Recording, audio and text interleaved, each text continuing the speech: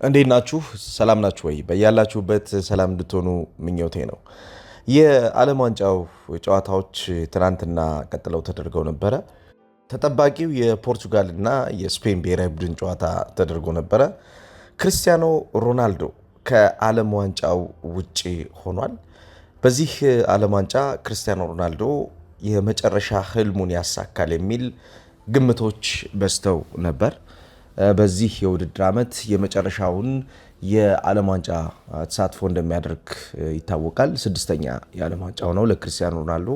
ከ2006ቱ የዓለም ዋንጫ ከጀርመኑ የዓለም ዋንጫ ጀምሮ ክርስቲያኖ ሮናልዶ በዓለም ዋንጫው ትልቅ ተሳትፎ ትልቅ ታሪክ ያለው ተጫዋች ነበር። ይሄኛው የዓለም ዋንጫው ታዲያ ነገሮችን በጥሩ መንገድ የሚያጠናቀቅበትና የዓለም ዋንጫውን ክብር የሚቀዳጅበት ይሆናል የሚል ግምት ነበረ። ያ ሳይሳካ ቀርቷል። ሜሪኖ ያስቆጠረው ኳስ የስፔን ብሔራዊ ቡድንን ወደ ቀጣይ ዙር እንድታልፍ አድርጓታል። ይህ ደግሞ የክርስቲያኖ ሮናልዶ ፖርቱጋል ከውድድር ውጭ እንድትሆን ምክንያት ሆኗል። ክርስቲያኖ ሮናልዶ በስቴዲየም ውስጥ ሲያነባ ታይቷል። ከ2006ቱ የዓለም ዋንጫ ጀምሮ በዓለም ዋንጫ ስኬትን ሲሞክር የነበረው በዓለም ዋንጫ ማሸነፍን የዓለም ዋንጫን የማግኘት ህልም የነበረው ክርስቲያኖ ሮናልዶ ሳይሳካለት ቀርቷል። ከጨዋታው ሽንፈት በኋላ የፖርቹጋል ብሔራዊ ቡድን አሰልጣኝ የነበሩት ሮቤርቶ ማርቲኔዝ ከስልጣናቸው ለቀዋል። ይህ እንግዲህ የፖርቹጋል ብሔራዊ ቡድን የስንብት ኢሚዲየት ኢፌክት ሆኗል። ውድድሩን በተመለከተ ትልቅ ግምት ተሰጥቶት ነበረ። የፖርቹጋል ብሔራዊ ቡድን በተለይም ደግሞ የዘንድሮ የውድድር ዓመት የመጨረሻው ውድድር እንደመሆኑ ለክርስቲያኖ ሮናልዶ ካላቸው የስኳድ ዴብዝ አንጻር ካላቸው የተጫዋቾች ጥራትና እንዲሁም በየጨዋታዎቹ ከሚያሸንፉበት መንገድ አንጻር ነገሮችን በተሻለ ተቋቁመው ነገሮችን በተሻለ ውጤታማ ሆነው እስከ ፍጻሜው በመድረስ ያሳኩታል ተብሎ ግምት የተሰጠውን ውድድር ሳያሳኩ ቀርተዋል። ከጨዋታው በኋላ ያው ብዙ የተቀላቀሉ ስሜቶች ነበሩ በፖርቹጋል ብሔራዊ ቡድን በኩል። የፖርቹጋል ብሔራዊ ቡድን ያው ክርስቲያኖ ሮናልዶ ይህንን ዋንጫ ቢያነሳ ለክርስቲያኖ ሮናልዶ ትልቅ ታሪክ እንደሚሆን ግልጽ ነው። በርካታ የክርስቲያኖ ሮናልዶ አድናቂዎች፣ በርካታ የክርስቲያኖ ሮናልዶ ደጋፊዎች እጅጉን አዝነው ያመሹበት ምሽት ነበር የትናንትናው ምሽት። ክርስቲያኖ ሮናልዶ አንድ እዚህ ምድር ላይ ያላሳካው ትልቅ ዋንጫ የዓለም ዋንጫ ፍጻሜን ማሸነፍ ነው። የዓለም ዋንጫ ክብርን ማግኘት አልቻለም። ከ4 ዓመት በፊት ሊዮኔል ሜሲ ይህንን ክብር ማሳካቱ በካታር የዓለም ዋንጫ የምናስታውሰው ነው። ክርስቲያኖ ሮናልዶ ደግሞ በዚህኛው የዓለም ዋንጫ ይህንን ነገር ያሳካል የሚል ግምት ነበረ። እግር ኳስን ለተጫወተበት ጥንካሬው በእግር ኳስ ለፈጠረው ትልቅ ለውጥ አቅም ክርስቲያኖ ሮናልዶ ይህንን የዓለም ዋንጫ ማሳካት ነበረበት የሚሉ ብዙዎች ናቸው። በእርግጥም እኔም ከምስማማባቸው ሀሳቦች መካከል አንዱ ይሄ ሀሳብ ነው። ምክንያቱም ክርስቲያኖ ሮናልዶ ለእግር ኳስ ብዙ ነገሮችን ሰጥቷል። በእግር ኳስ ውስጥ ብዙ እድገቶች እንዲመጡ ካደረጉ የእግር ኳስን የፉክክር ደረጃ የእግር ኳስን የፉክክር ጥራት ከፍ ካደረጉ የእግር ኳሱ እንቆች መካከል አንዱ ነው ክርስቲያኖ ሮናልዶ። ጥረት፣ ስራ ላይ እንዲሁም በክለብና በብሔራዊ ቡድን ታማኝነት ውስጥ የክርስቲያኖ ሮናልዶ ተሳትፎ እንዲሁ በቀላሉ የሚታይ አልነበረም። ሰብአዊነትን በእግር ኳስ ውስጥ በመግለጥና የእግር ኳስን ገጽታ ሌላ መልክ እንዲኖረው በማድረግ ክርስቲያኖ ሮናልዶ የሰራው ነገር ትልቅ ነው። በሜዳ ላይ እንቅስቃሴ ሁሉንም ዋንጫዎች አሸንፏል ክርስቲያኖ ሮናልዶ። ይህ የመጨረሻው የዓለም ዋንጫው ታዲያ ሁሉንም ነገር የሚያጠቃልልበት ሁሉንም ነገር የሚያሳካበት ይሆናል ተብሎ የታሰበበት የዓለም ዋንጫ እንደነበረ ምናስታውሰው ነው። ክርስቲያኖ ሮናልዶ በዚህ የዓለም ዋንጫው እንግዲህ ሲመጣ ከነበሩት ግምቶች መካከል በተለይ የስኳዱ ዴብዝ ጥሩ እንደመሆኑ አብዛኞቹ የፖርቱጋል ብሔራዊ ቡድን ተጫዋቾች በተለይ ወሳኝ የሚባሉት የብሔራዊ ቡድን ተጫዋቾች በክለቦቻቸው ስኬታማ የሆነ ጊዜ አሳልፈው ስለመጡ የዘንድሮው የውድድር ዓመት የፖርቹጋል ብሔራዊ ቡድን ከዚህ በፊት የነበሩት የእንቅስቃሴ እጥረቶቹን ቀርፎ እንቅስቃሴዎቹን አሳድጎ የተሻለ ውጤታማ ይሆናል የሚል ግምት ነበረ። በተለይ የፒኤስጂዎቹ ተጫዋቾች በዘንድሮ የውድድር ዓመት ለፖርቹጋል ብሔራዊ ቡድን ይሰጡታል ተብሎ የታሰበው ነገር ያንን የሚያስመለክት ነው። ከመከላከል አደረጃጀት እስከ ማጥቃት እንቅስቃሴ ድረስ ፖርቹጋል የተሻለ ነገር በእነኚህ ተጫዋቾች ይኖራታል የሚል ግምት ነበረ።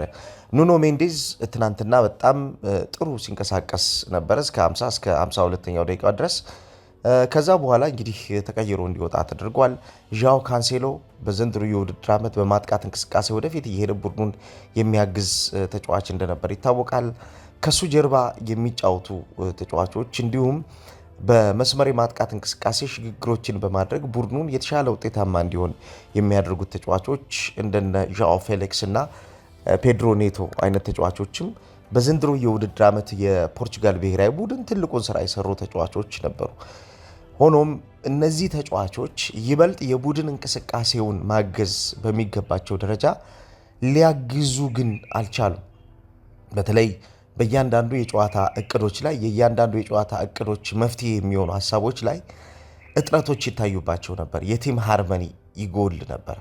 የቪቲኒያና የዣኦ ኔቬስ ብቃት ጥሩ ሆኖ የቡርኖ ፈርናንዴዝን የማጥቃትና እንዲሁም ደግሞ ወደፊት የመሄድ ሽግግርን በተመለከተ ክርስቲያኖ ሮናልዶን የሚያግዝበት መንገድ፣ ለክርስቲያኖ ሮናልዶ ምቹ የሆኑ ነገሮችን የሚፈጥርበት መንገድ ግን ከውድድሩ ጅማሬ ትልቅ ጥያቄዎች ሲነሱበት እንደነበር እናስታውሳለን።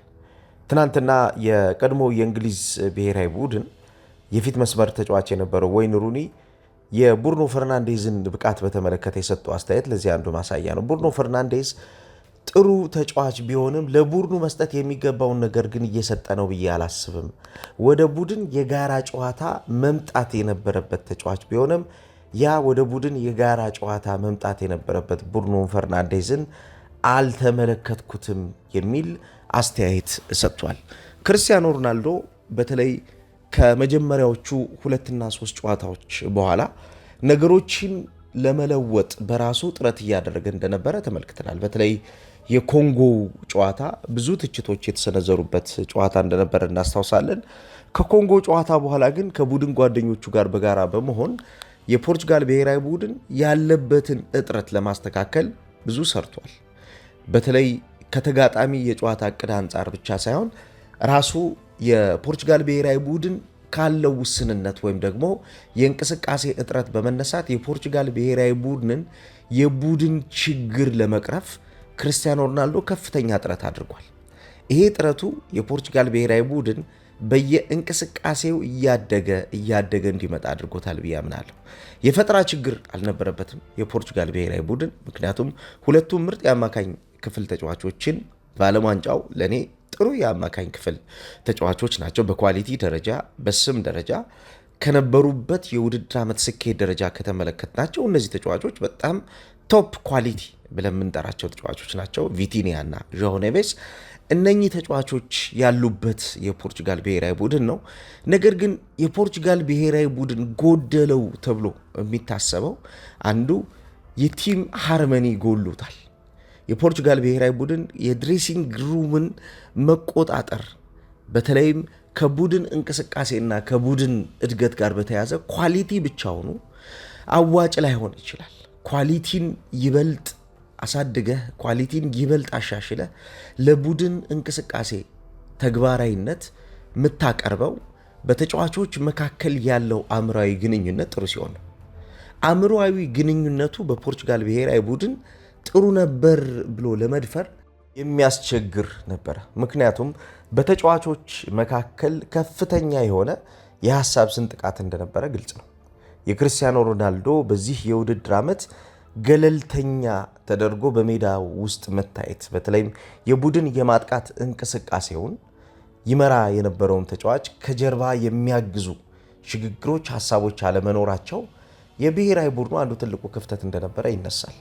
ያው አንድ ጨዋታ ልታሸንፍ የምትችለው የቡድን ጓደኞችህ እገዛ ሲያደርጉልን፣ ብቻህን የምታደርገው ምንም አይነት ለውጥ ወይም ደግሞ የአሸናፊነት መስመር የለው። ብቻህን የተሻለ ልታሳድገው የምትችለው የቡድን የተሻለ የጨዋታ ሀሳብ አይኖርም። የቡድን የጓደኞች ስራ ግን የተሻለ ነገር እንድታስብ እንድታሳድግ ግን ይረዳሃል። የፖርቹጋል ብሔራዊ ቡድን የዘንድሮ ውድድር ትልቁ ችግር የነበረው ያ ነው። ክርስቲያኖ ሮናልዶ በውስጡ ብዙ ነገሮችን ይዞ አልተናገረውም። እንደ ትልቅ ፕሮፌሽናል ኳስ ተጫዋች ወይም ደግሞ ቡድኑን እንደሚመራ አንድ ትልቅ ተጫዋች ያልተናገራቸው ነገሮች ቢኖሩ ውስጡ የተሸከማቸው ነገሮች ግን ነበሩ። በተለይ የቡድን እንቅስቃሴው እየተፈተነበት የሚገኘው ምን እንደሆነ፣ የቡድን እንቅስቃሴውን ለማሳደግ ጥረት እያደረገ ያለው ክርስቲያኖ ሮናልዶ ምን ይህን ነገር እንዳያሳካ እየገደበው እንዳለ ከጎኑ የሚወጡ መረጃዎች ይህንን ያሳዩ ነበር።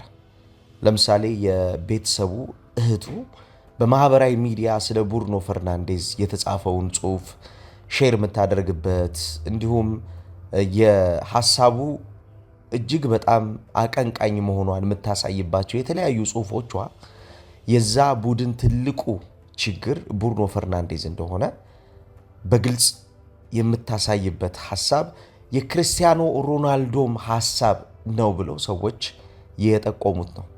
የቡድን እንቅስቃሴ ያው በጋራ የጨዋታ ሐሳብ ውስጥ ነው የሚያልቀው። የቡድን እንቅስቃሴ በጋራ የጨዋታ ሐሳብ ውስጥ ካላለፈ በስተቀር ብቻውን አንድ ሰው አንድ ቡድን ውጤታማ ሊያደርግ አይችልም። የሊዮኔል ሜሲ ስኬት በሊዮኔል ሜሲ ብቃት ላይ ብቻ የተንጠለጠለ አይደለም። የሊዮኔል ሜሲ ስኬት በጓደኞቹ እገዛ የመጣ ነው። የቡድን ጓደኞቹ የሚፈጥሩት የሱ የቡድን እድገት ሊዮኔል ሜሲ በዓለም ዋንጫው የተሻለ እንዲጓዝ ረድቶታል፣ እየረዳው ይገኛል። በካታሩ የዓለም ዋንጫ የተመለከትነው ያን ነው። ይሄኛውም የዓለም ዋንጫ ላይ የሚያሳየን ነገር ያ ነው።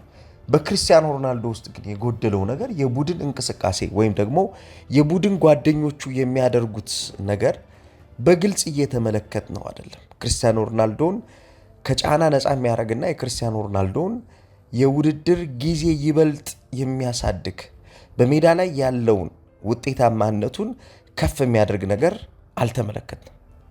ይሄን ከሱ ውጭ ያሉት ሰዎች የሚያውቁትና ይሄን ከሱ ውጭ ያሉት ሰዎች ደጋግሞ የሚናገሩት ነገር ቢሆንም ክርስቲያኖ ሮናልዶ ይሄንን ነገር በይፋ ሊናገረው ግን አልፈለገም ነበር።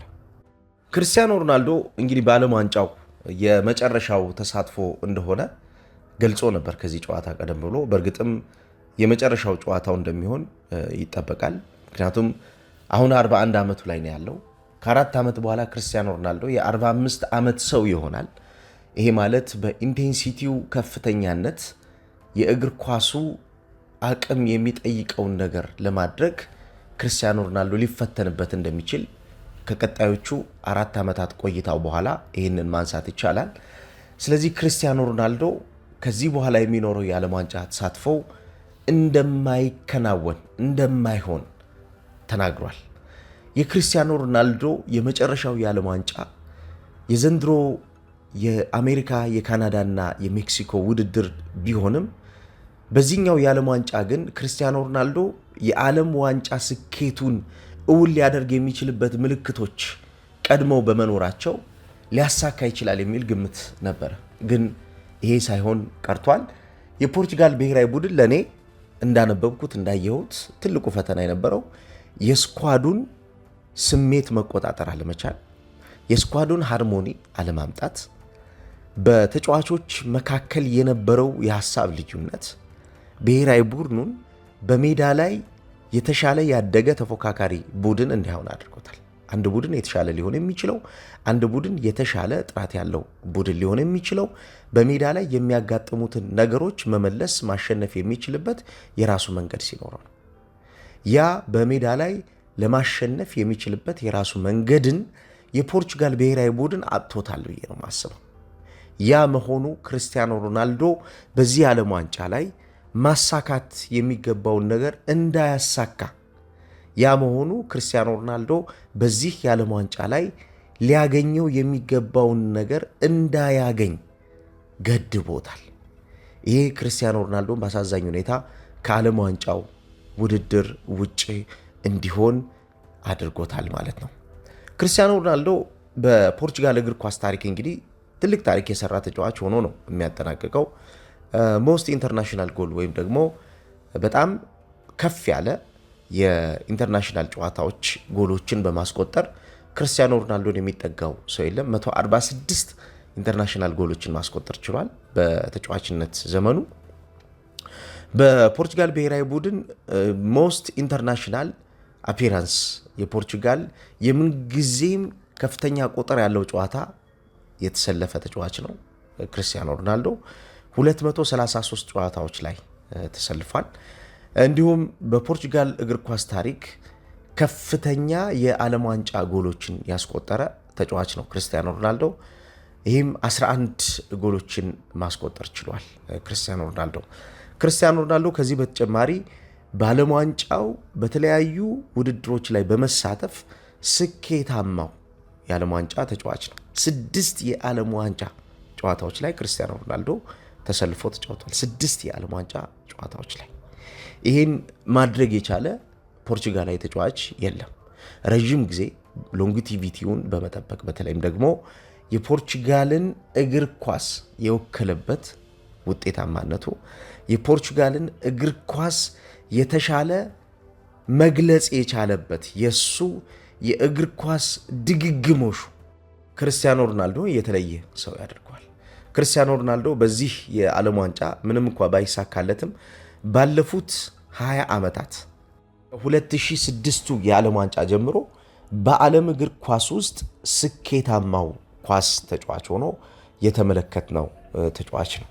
ክርስቲያኖ ሮናልዶ ከዓለም ዋንጫ ውጭ ከወጣ በኋላ ትልቅ ተጫዋቾች ሪያክት አድርገዋል።